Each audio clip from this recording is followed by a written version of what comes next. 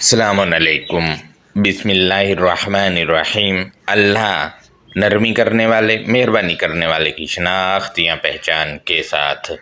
दोस्तों, आज lecture number 7 है रुक्अ सजूद सीरीज़ पर जो लेक्चर चल रहे हैं उस सिलसिले का। और आज मैं सूरा 48 की आयत नंबर 29 पर बात करना चाहूँगा। इस आयत में रुक्अन सुज्जदन आया है, ये मरकब तौसीफ़ी है और मरकब तौसीफ़ी में मौसूफ़ में ही सिफ़त मौजूद होती है, इससे अलग नहीं होती है। लिहाजा दोस्तों, मज़ीद इस पर बहुत तफसील से बात लेक्चर नंबर 2 रुक्अ सजूद सीरीज़ का जो हमने किया उस पर की गई है, वही वाली मानी यहाँ पर भी लगेंगे।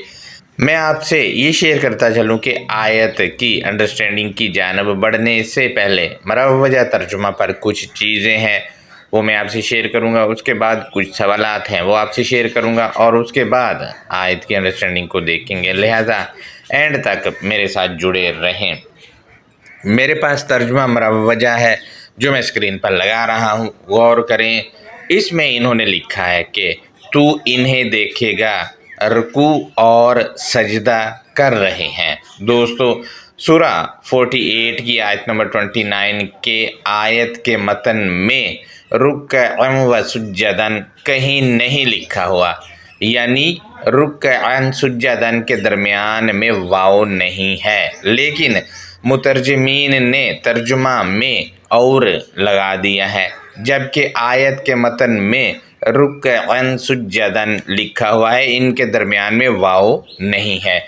यानी क्योंकि इनके नज़दीक रुकू और सजदा दो अलग अलग चीज़ें हैं, इसी वजह से इन्होंने अपना अकीदा आयत पर थोपने के लिए तर्जुमा में और लिख कर लोगों को और अल्लाह को धोखा दिया, जबकि आयत के मतन में इन दोनों के दरमियान वाव नहीं है।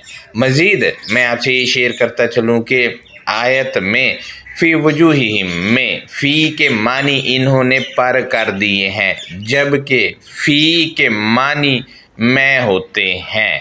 आपको मैं बताता चलूँ कि इन्होंने ये सब इस वजह से किया क्योंकि इनका अकीदा है कि निशान माथों पर होते हैं, इसी वजह से इनको फ़ी के मानी पर करना पड़े, जबकि पूरी अलकिताब में कहीं नहीं लिखा कि माथा ज़मीन पर लगाकर सजदा होगा। अगर कहीं लिखा है तो आयत पेश करें, हो सकता है कि मेरी नज़र से वो आयत ना गुज़री हो। जबकि अलकिताबिल मुबीन से स्क्रीन शॉट मैं लगा रहा हूँ, गौर करें। सूरा बनी इसराइल आयत नंबर 107 है। इस आयत के मुताबिक सजदा ठोड़ियों पर होगा, जबकि इस आयत पर अमल करना चाहिए क्योंकि अलकिताबिल मुबीन से तो यही साबित है कि ठोड़ियों पर सजदा करना है। अलकिताबिल मुबीन से ये साबित ही नहीं है कि माथा ज़मीन पर लगा कर सजदा होगा और घुटनों पर हाथ रख कर रुकू होगा, ये साबित ही नहीं है। दोस्तों, अगर माथों पर सजदों के निशान वाले अकीदे को मान लिया जाए तो फिर दुनिया में 200-400 ही मुसलमान होंगे जिनके माथों पर निशान होंगे, और जिन नमाजियों और उन अफराद के जिनके माथों पर निशान नहीं बना लेकिन वो माथा भी ज़मीन पर लगाते हैं, गोया कि इनका सजदा हुआ ही नहीं। और ओवरऑल देखा जाए तो 2 अरब मुसलमानों में से जिन चंद अफराद के माथे पर निशान होंगे वही माथा ज़मीन पर लगाते होंगे, बाकी नहीं। जबकि 2 अरब मुसलमानों का मानना है कि माथा ज़मीन पर लगाना ही सजदा है, लेकिन माथे पर निशान ही नहीं है, तो इस आयत पर कैसे पूरा उतरेंगे जो मरवजा तर्जुमा कर दिया है उन लोगों ने, क्योंकि निशान ही नहीं माथे पे। नीचे मैं एक स्क्रीनशॉट लगा रहा हूँ, इस पर नज़र दौड़ाएं। जालंधरी साहब का तर्जुमा मैं लगा रहा हूँ, इन्होंने फ़ी के मानी पर किए हैं। उस्ताद मोहतरम जनाब इज़्ज़त माब डॉक्टर इसरार अहमद साहब ने भी फ़ी के मानी पर किए हैं। मुआरफ़ुल कुरान वालों ने भी फ़ी के मानी पर किए हैं और बाकी तमाम ने भी تقریباً یہی کام کیا ہے، جبکہ فی کے معنی پر نہیں ہوتے بلکہ اسکرین پر غور کریں۔ اس کے متعلق میں اسکرین شاٹ لگا رہا ہوں۔ اس میں سب سے فرسٹ معنی اس کے جو اصل والے ہیں، اور پھر ثانوی ہیں، پھر تھرڈ ہے۔ نمبر 1 پر جو معنی ہے فی کے وہ ہیں میں، نمبر 2 پر ہے کے اندر، نمبر 3 پر ہے کے ساتھ، نمبر 4 پر ہے دوران، نمبر 6 پر اس کے معنی ہے ایک ساتھ، نمبر 7 پر کے حوالے سے، اور نمبر 8 پر اس کے معنی ہے اس سے متعلق، اور نمبر 9 پر اس کے معنی ہے موضوع میں۔ یہ فی کے معنی بنتے ہیں۔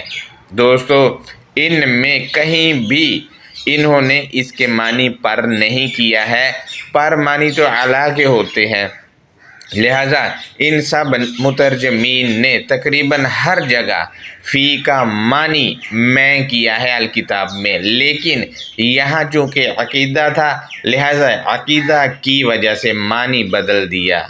اب دیکھیں عقیدہ کی وجہ سے معنی ہی بدل دیا۔ دوستو مزید ہم آگے بڑھتے ہیں تو میں اسکرین شاٹ لگا رہا ہوں، غور کریں۔ جالندھری صاحب نے سیماہم کے معنی ان کی پیشانیوں کیا ہے۔ ایک اور ترجمہ دیکھیں، انہوں نے بھی سیماہم کے معنی پیشانیاں کیا ہے، جبکہ سکرین پر دیکھیں سورہ 37 کی آیت نمبر 103 میں انہوں نے خود جبین کے معنی ماتھا اور پیشانی کیا ہے، جبکہ سیماہم کے معنی ان کے ماتھے یا پیشانیاں ہرگز بھی نہیں ہیں، بلکہ سکرین پر دیکھیں سورہ 2 کی آیت نمبر 273 میں انہوں نے اس کے معنی پہچان کیے ہیں، اور اس آیت میں یہ تعارف کا مترادف آیا ہے، اس کو بھی چھوڑ دیتے ہیں۔ میں سورہ 48 کی آیت نمبر 29 کے ہی تراجم لگا رہا ہوں، غور کریں۔ ڈاکٹر اسرار احمد صاحب نے سیماہم کے معنی ان کے نشان کیے ہیں۔ معارف القرآن والوں نے بھی اس کے معنی علامتیں کیا ہے، علامت نشان کو ہی کہا جاتا ہے، اور تقریباً سب نے اس کے معنی یہی کیے ہیں سوائے جالندھری صاحب کے، لیکن انہوں نے بھی اس کے معنی غلط کیے ہیں، کیونکہ سورہ زخرف آیت نمبر 61 میں علم کے معنی نشانی یا علامت کے ہیں، سیماہم کے معنی یہ نہیں ہے۔ جبکہ میں آپ سے یہ شیئر کرتا چلوں کہ آیت میں موجود لفظ سیماہم کے معنی تو انہوں نے علامتیں اور نشانیاں کیا ہے، لیکن اس کے ساتھ ساتھ آیت میں موجود لفظ آثری کے الف پر زبر ہے، اس کے معنی بھی یہ لوگ نشان یا علامت کرتے ہیں جو کہ نہیں ہو سکتے، لیکن اس کے معنی اگر علامت یا نشانی ہوتے تو الف پر لیٹا ہوا زبر نہیں بلکہ کھڑا ہوا زبر ہونا چاہیے تھا، جو کہ نہیں ہے، لہذا اس کے معنی علامت یا نشانی ہو ہی نہیں سکتے ہیں۔ اس کے معنی ایکسپریشن یعنی تاثر کے آئیں گے، لہذا انسان اپنے چہرے کے تاثر سے ہی پہچانا جاتا ہے کہ کس کیفیت میں ہے۔ اگر کوئی غمگین بیٹھا ہوا ہو تو آپ اس کا چہرہ دیکھ کے پہچان جائیں گے، اگر کوئی خوش ہے تو چہرہ دیکھ کے پہچان جائیں گے کہ کس کیفیت میں ہے۔ لہذا دوستو ہمارے کچھ دوست کہتے ہیں کہ سورہ 48 کی آیت نمبر 29 سے مروجہ نماز مراد ہے، لہذا ایسا نہیں ہے، کیونکہ یہاں پر تو رکعن سجدن مرکب توصیفی ہے اور یہ الگ الگ نہیں ہے، موصوف میں ہی صفت ہے۔ جو لوگ آپ سے یہ کہتے ہیں ان کی آپ بتائیں ان کو کہ یہاں مرکب توصیفی ہے، یہ آپ غلط استدلال کر رہے ہیں۔ دوستو یہ کچھ معلومات تھی جو میں نے آپ سے شیئر کی ہیں۔ اب مروجہ ترجمہ پر کچھ سوالات ہیں وہ میں آپ سے شیئر کر رہا ہوں۔ ترجمہ میں نے اسکرین پر لگا دیا، غور کریں۔ اس میں لکھا ہے محمد، بریکٹ میں انہوں نے لکھا ہے صلی اللہ علیہ وآلہ وسلم۔ اس پر سوال یہ ہے کہ جب یہ آیت 1400 سال پہلے تاریخ میں درج محمد نے اپنے ساتھیوں پر پڑھی تو ان سب کے لیے محمد الرسول اللہ کون تھے؟ رہنمائی کریں۔ پوائنٹ نمبر 2 ہے بریکٹ میں صلی اللہ علیہ وآلہ وسلم لکھا ہے۔ اگر اس آیت سمیت الکتاب المبین میں کہیں یہ آیا ہے تو برائے مہربانی آیت لگا کر ہماری رہنمائی کریں۔ پوائنٹ نمبر 2 ہے، کیا جس نے کتاب دی وہ صلی اللہ علیہ وآلہ وسلم لکھنا بھول گئے تھے؟ جو یہ کمی ہمارے مترجمین کو پوری کرنی پڑی ہے بریکٹیں لگا لگا کے، اور یہ ایرانی بزرگوں کا ایجاد کردہ صلی اللہ علیہ وآلہ وسلم لکھ کر پورا کرنا پڑا ان کو۔ کیا میں دوبارہ ریپیٹ کر رہا ہوں کہ یہ کیوں ایسا کیا گیا؟ رہنمائی کریں۔ سوال نمبر 3 ہے، رسول اللہ کے معنی کیوں نہ کیے گئے؟ آخر ان کی کیا مجبوری ہے؟ اس کا ترجمہ ہی نہیں کیا، کیا چھپانا چاہ رہے ہیں؟ رہنمائی کریں۔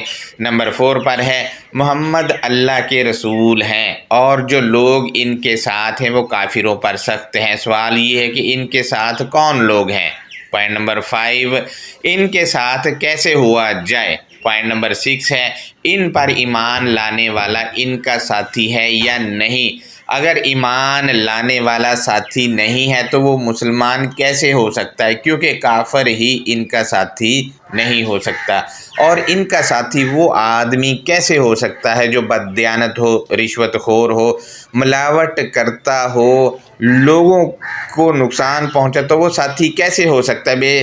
اگر وہ کلمہ پڑھنے والا ہے اور یہ سارے گندے کام کرتا ہے تو کیا ان کا ساتھی مانا جائے؟ رہنمائی کریں۔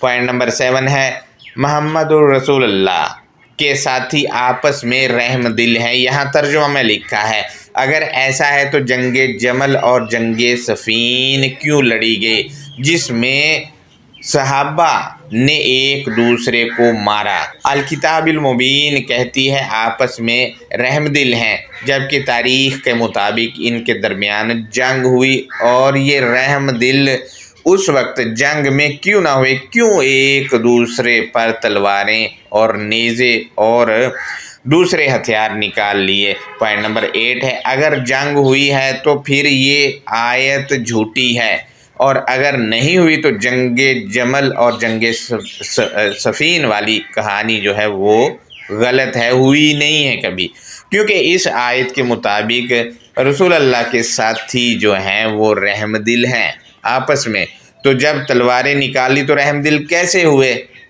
آپ خود سوچیں۔ مزید پوائنٹ نمبر 9 ہے، تم انہیں دیکھو گے کبھی رکوع میں ہیں کبھی سجدہ میں ہیں۔ سوال یہ ہے کہ میں تو اس وقت تھا ہی نہیں، تو کیسے دیکھوں گا ان کو رکوع میں اور سجدے میں؟ رہنمائی کریں۔ جبکہ آیت کے اس حصے میں انہوں نے ترجمے میں جو لگایا ہے وہ آیت میں کوئی ایسا لفظ نہیں جس کا ترجمہ انہوں نے میں یہاں ڈال دیا ہے۔ پوائنٹ نمبر 10 ہے، کبھی رکوع میں ہیں کبھی سجدے میں ہیں، ایسا ترجمہ کس اصول کے تحت کیا گیا؟ اور رکعن سجدن کے الکتاب کے مطابق معنی کیا ہے؟ کیوں انہوں نے معنی نہیں کیے، صرف کبھی رکوع کبھی سجدہ لکھ دیا؟ ان کا معنی کیوں نہ کیا گیا؟ مزید ہم آگے بڑھتے ہیں تو نمبر 11 پر ہے، ترجمہ میں لکھا ہے کہ اللہ کا فضل اور خوشنودی تلاش کرنے میں لگے ہیں۔ سوال یہ ہے کہ کیا گھٹنوں پر ہاتھ رکھ کے جھکنے سے کون سا فضل اور کون سی خوشنودی تلاش ہوگی؟ رہنمائی کریں، کیونکہ ایسے خوشنودی اللہ کی نہیں ملتی، اس کے لیے تو الگ لیول کی محنت کرنا پڑتی ہے۔ دوستو نمبر 12 پر ہے، ان کی علامت سجدے کے اثر ان کے چہروں پر نمایاں۔ سوال یہ ہے کہ ہمارے نماز پڑھنے والے دوست جو نماز پڑھتے ہیں ان کے چہروں پر سجدوں کے اثر کیوں نہیں ہے؟ رہنمائی کریں۔ نمبر 13 ہے، ترجمہ میں لکھا ہے ان کے اوصاف توراہ اور انجیل میں موجود ہیں۔ سوال یہ ہے کہ توراہ و انجیل تو ہمارے لوگوں کے مطابق یہودیوں اور کرسچنوں کی کتابیں ہیں، تو محمد الرسول اللہ اور ان کے ساتھیوں کے اوصاف جاننے کے لیے ہم مسلمان سب کے سب یہ یہودیوں اور کرسچنوں کی کتاب کیوں نہیں پڑھتے ہیں؟ اور ویسے بھی یہاں پر محمد الرسول اللہ اور ان کے ساتھی جو اوصاف رکھتے ہیں وہ توراہ اور انجیل میں ہے، لہذا ہمیں وہ پڑھنی ہی نہیں دی جا رہی، اور کہا جاتا ہے کہ وہ تو منسوخ ہو چکی، جبکہ ہمارے ہاں جو محمد الرسول اللہ اور ان کے ساتھی ہیں انٹروڈیوس کرائے گئے ہیں وہ تو حدیث کی کتابوں میں ہیں اور تاریخ میں ہیں، لہٰذا یہاں پر جو محمد الرسول اللہ اور ان کے ساتھی ہیں ان کے اوصاف توراۃ اور انجیل میں ہیں۔ ہمارے ہاں یہ کہا جاتا ہے کہ وہ یہودیوں اور کرسچنوں کی کتابیں ہیں، لہٰذا یہ تو توراۃ اور انجیل والے محمد الرسول اللہ اور ان کے ساتھیوں کی بات ہو رہی ہے۔ حدیث والے اور تاریخ والے جو محمد الرسول اللہ ہیں اور ان کے ساتھی ان کی بات ہو ہی نہیں رہی ہے، لہٰذا ان کا یہ اوصاف جاننے کے لیے توراۃ اور انجیل پڑھی جائے۔ لہٰذا دوستو ہم مزید آگے بڑھتے ہیں تو نمبر 14 ہے توراۃ اور انجیل کیا ہیں الکتاب کے مطابق۔ دوستو میں آپ سے یہ بھی شیئر کرتا چلوں کہ آیت کے متن میں محمد الرسول اللہ والذین معہ میں معہ کے معنی ان لوگوں نے ساتھی کیے ہیں، جو کہ اس کے معنی ہو نہیں سکتے۔ ساتھی کے لیے رفیق لفظ ہے، لہذا میں بہت سی جگہوں پر الکتاب میں موجود ہے، وہاں یہ معنی ساتھی نہیں کرتے، لیکن یہاں کرتے ہیں کیونکہ ان کا کانسیپٹ ہے کہ تاریخ میں جو ان کے ساتھی تھے ان کے متعلق، لہذا معہ وہ افراد ہیں جو ان کے ساتھ جڑے ہوئے ہیں۔ لہذا ہم دیکھتے ہیں محمد حالت رفع میں ہے اور بطور صفت ہے، اس کا ترجمہ ہوگا، یہ لوگ ترجمہ ہی نہیں کرتے ہیں۔ دوسرا رسول جو ہے یہ بھی صفت ہے، اس کا بھی ترجمہ نہیں کیا جاتا، لہذا ہم اس کا ترجمہ کریں گے اور بات آسانی سے سمجھ آ جائے گی۔ تیسرا یہ ہے کہ یہاں تک محمد الرسول اللہ یہاں پر فل سٹاپ ہے، اور اگلا آیت کا جو حصہ شروع ہو رہا ہے وہ اس سے الگ ہے۔ میں آیت کی انڈرسٹینڈنگ کی جانب بڑھتا ہوں تو سورہ 48 سورہ فتح اس کی آیت نمبر 29 ہے، اس میں لکھا ہے کہ محمد الرسول اللہ والذین معہ تعریف کیا ہوا اللہ کا بھیجا جانے والا ہے اور جو لوگ اس بھیجے جانے والے کے ساتھ ہیں۔ دوستو اللہ کا بھیجا جانے والا وہ الکتاب ہے، اس کے ساتھ ہونا ہے کیونکہ متقی اسی کے ساتھ ہوں گے۔ مزید یہ کیا ہیں جو بھیجا جانے والے کے ساتھ ہیں، اس بھیجے جانے والے نے ان پر کیا اثر ڈالا وہ آیت کے اگلے حصے میں بتایا گیا، یہ کہہ کر کے اشداء علی الکفار، وہ انکار کرنے والوں پر سخت ہیں۔ دوستو انکار کرنے والے افراد بھی ہیں، اور افراد جن کی بیس انکار پر بنی ہوتی ہے وہ لٹریچر ہوتا ہے، لہذا لٹریچر پڑھتے ہیں لوگ انکار کرتے ہیں یا لوگوں کی باتیں سن کر انکار ہوتا ہے۔ ان سب چیزوں پر یہ جو ساتھی ہیں اللہ کے بھیجے جانے والے کے وہ سخت ہیں، لہذا آپس میں کیا ہے یہ وہ آیت کے اگلے حصے میں بتایا گیا ہے، رحماء بینہم، اور آپس میں ایک دوسرے کا خیال رکھنے والے ہیں، ایک دوسرے کا خیال رکھتے ہیں۔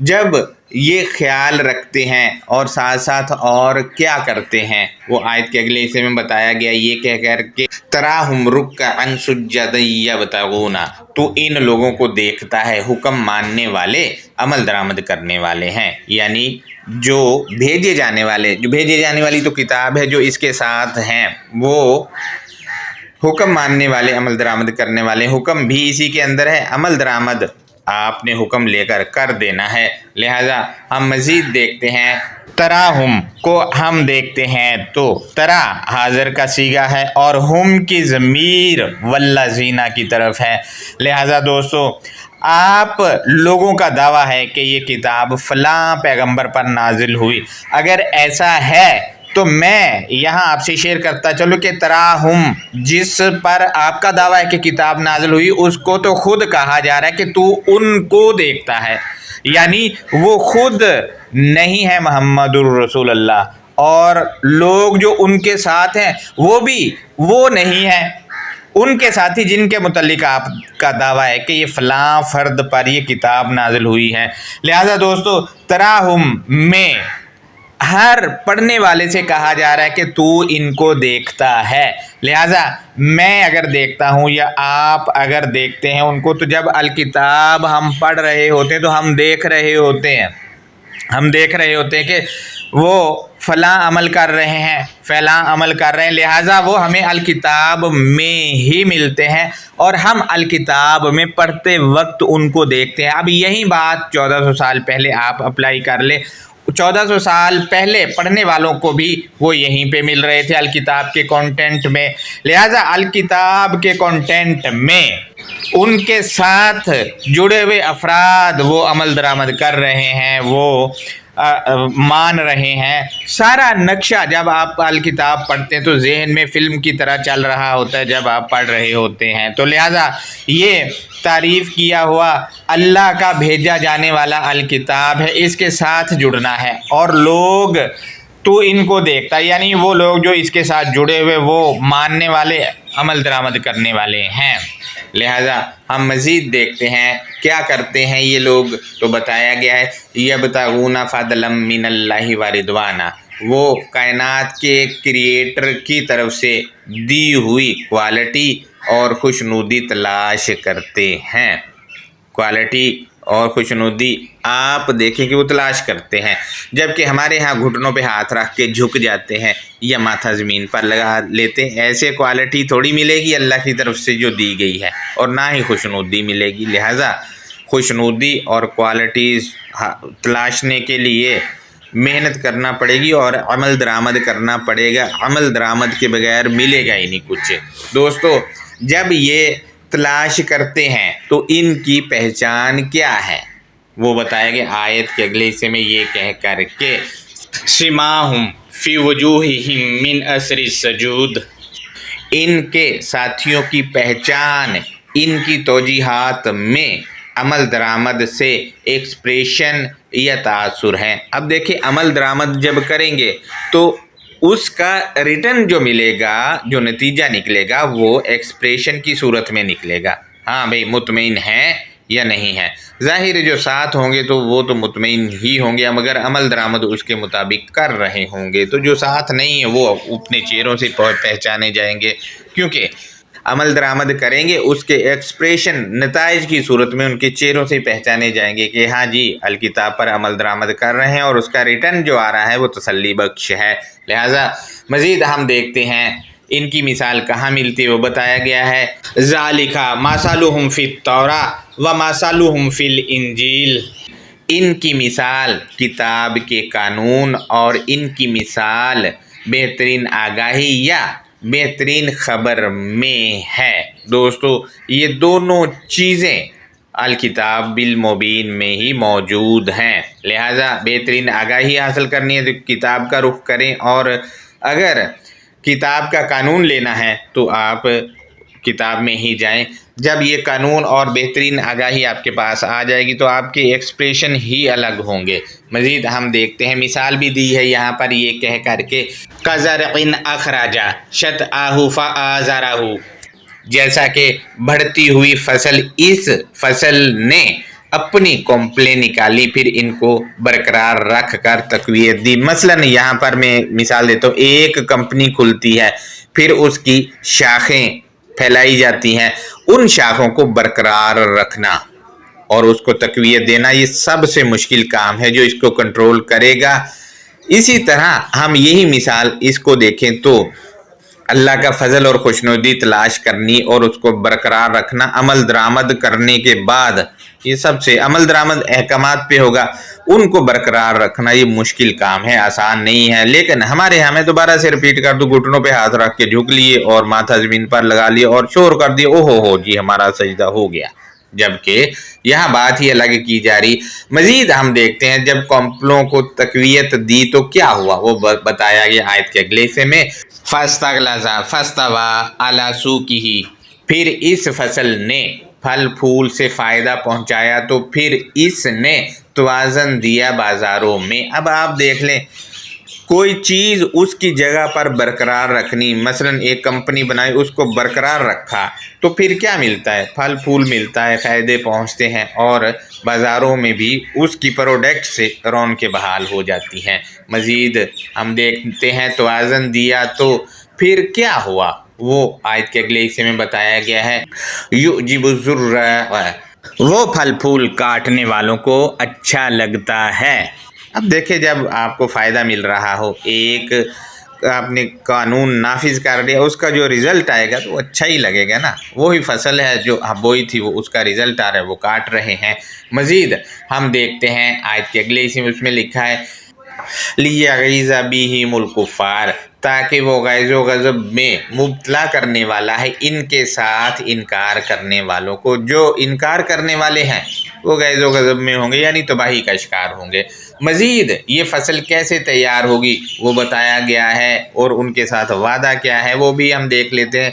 وعد اللہ الذین آمنوا وعملوا الصالحات منہم مغفرات واجرا عظیما، اور اللہ کا وعدہ ان لوگوں سے ہے جو امن پسند ہوئے اور وہ اصلاحی کام کرنے والے ہیں، اس کام سے ڈھانپنے والا ہے اور عالی شان بدلہ دیا ہوا ہے۔ دوستو، اللہ کا وعدہ ان لوگوں کے لیے جو امن پسند ہیں۔ امن پسند جو ہوں گے، جہاں امن ہوگا وہاں خوشحالیاں ہی ہوں گی، اور وہ اصلاحی کام کر رہے ہوں گے وہ لوگ اصلاحی کام بھی کر رہے ہوں گے، اسی وجہ سے ان کی پہچان ہوگی کہ وہ امن پسند ہے، اور اس امن کی وجہ سے اور اصلاحی کام کرنے کا جو رزلٹ نکلے گا وہ مغفرت ہے وہ، یعنی وہ ڈھانپنے کا سامان ہے، وہ عمل ہی ان کو ڈھانپے گا۔